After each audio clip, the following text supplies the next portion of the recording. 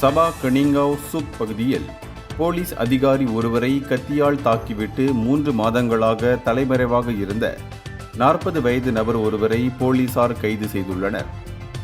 கடந்த ஆண்டு டிசம்பர் மாதம் 9ஆம் தேதி சமுராய் ரக கத்தியால் நடத்தப்பட்ட இத்தாக்குதலில் பணியில் இருந்த பொது நடவடிக்கை படை அதிகாரி ஒருவரின் இடது கை பெருவிரல் உடைந்ததோடு முதுகு கைகளிலும் பலத்த வெட்டுக்காயங்கள் ஏற்பட்டன.